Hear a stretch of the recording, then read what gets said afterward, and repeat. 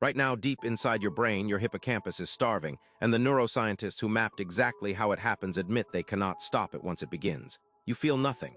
It is invisible to every test your doctor runs, but high performers have found one specific protocol that interrupts it. By the end of this, you'll know exactly what it is. This is your memory's filing system. Every meeting you forget before it ends. Every name that dissolves the second you need it. Every morning you wake up slower than you went to sleep. That is not aging. That is not laziness. That is reduced blood flow to the one brain region you cannot afford to lose. The hippocampus demands more blood per cubic centimeter than almost any other structure in your skull. It runs at maximum capacity every waking hour.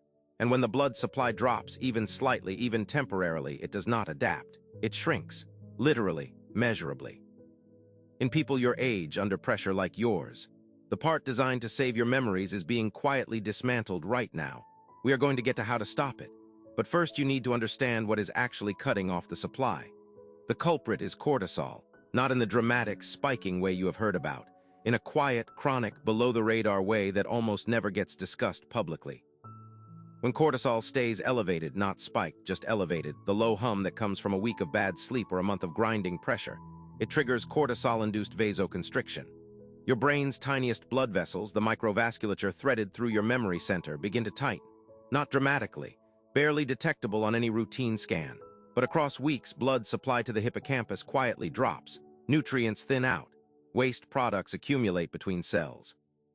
The most metabolically demanding structure in your skull starts running on less than it needs. Researchers at Stanford measured this directly. Chronic cortisol exposure reduced hippocampal volume by up to 14% in subjects reporting sustained work stress. 14%. That is not a rounding error. That is structural brain loss you will never feel until it is already gone. And here is the part that should genuinely disturb you. The neurologists who discovered this are the same people who will tell you quietly that they have nothing clinical to offer once it begins. There is no medication that reverses cortisol-driven microvasculature constriction. There is no scan sensitive enough to catch it early.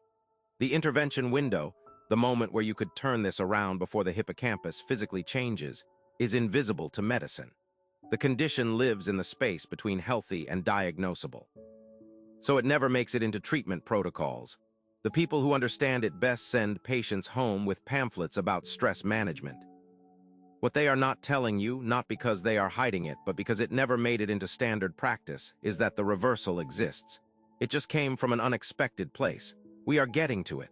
But first, something you have been told to do about this is making the problem worse. You have been told to meditate, and for some people it genuinely helps. But here is what nobody puts in the headline. For people already carrying sustained cortisol load, unguided meditation activates your anterior cingulate cortex, your brain's error detection system. When it detects that you are failing to quiet your mind correctly, it registers that failure as a threat. Cortisol goes up. The microvasculature tightens further.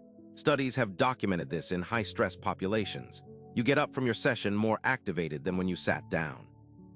The tool designed to fix the problem can deepen the damage. The mechanism matters, and the mechanism is everything. High performers discovered this the hard way, and the ones who actually cracked the protocol are not meditating, they are not napping.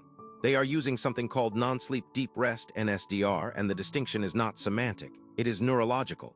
NSDR places the brain into a theta-dominant state, 4 to 8 Hz. The precise frequency your brain produces naturally in the minutes before you fall asleep.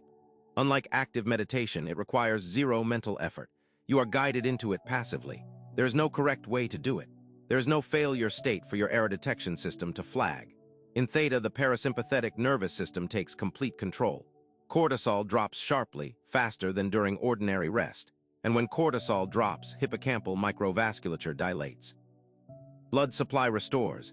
The shrinkage process does not merely pause. Early research suggests it begins to reverse. This is the protocol that never made it into standard advice because it does not fit existing clinical categories. Not sleep therapy, not mindfulness.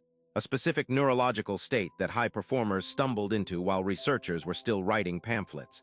This is the fix that never made the pamphlets.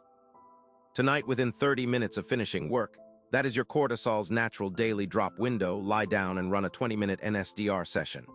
Body scan only, no breath counting, no mind emptying, no technique to fail. Just slow, guided attention moving through your body. Your cortisol drops. Your hippocampal vasculature opens. Do this 3 nights consecutively. The cognitive shift is measurable without any equipment. But the hippocampus is not the only region currently running below its blood supply threshold. There is another structure, one that controls your ability to hold focus for longer than 8 seconds at a time. And what is happening inside it right now is considerably harder to undo.